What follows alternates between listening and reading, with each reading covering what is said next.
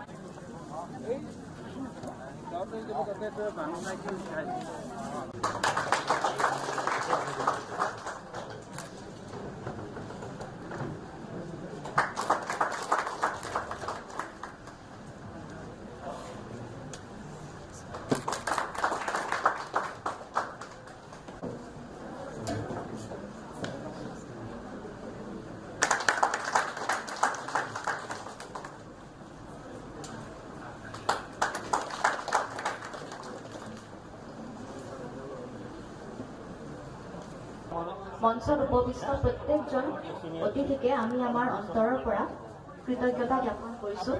আপোনালোকৰ সহায় সহযোগিতা তথা উপস্থিতিয়ে আমাক নথৈ অনুপ্ৰাণিত কৰিছে।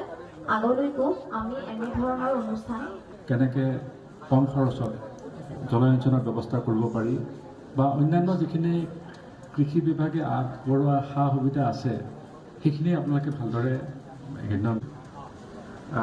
আমাৰ বৰ্তমান চৰকাৰে ডিজিটেলাইজেশ্যন যিটো আমি শব্দ আছে কৃষি ক্ষেত্ৰত ডিজিটেলাইজেশ্যনৰ মানে ব্যৱস্থা মাটি নামজাৰি হওক বা অন্যান্য কিবা কামৰ কাৰণে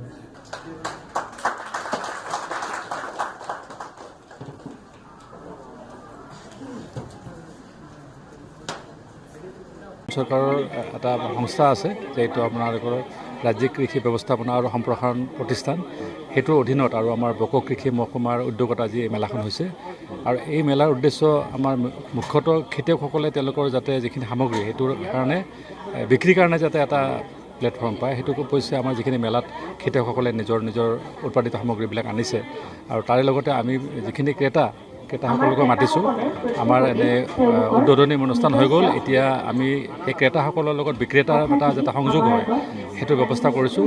কাৰণ আমি মেলা চাওঁতে দেখা পাইছোঁ কিছুমানে যে কৈছে আমি মিলেট কৰি আছোঁ কিন্তু আমি মিলেটৰ কাৰণে কোনে কিনিব আমি ভাল দাম পোৱা নাই। গতিকে এই মেলাত এটা সংযোগ স্থাপন কৰাৰ উদ্দেশ্য যে দুটা পক্ষৰ মাজত যাতে এটা যোগসূত্ৰ হয় আৰু তেখেতসকলে ভাল সেই পায়। আৰু ইয়াতে উৎপাদিত সামগ্ৰীখিনিৰ কাৰণে কিছুমান নতুন যেনে মাল্টা ইয়াতে আহিছে আপোনালোকে দেখিছে।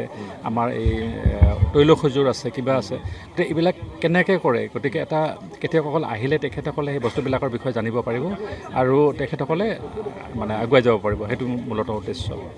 ইয়াত আমাৰ 7টা কৃষি চক্ৰ আছে। বনগাঁও, বৰগাঁও, বকো, ছয়গাঁও, গৰৈমাৰী, সোণপল্লী, নগৰবেৰা গোটেই 7টা কৃষি চক্ৰৰ আমাৰ কৃষক প্ৰতিনিধি ইয়াত অংশগ্ৰহণ কৰিছে।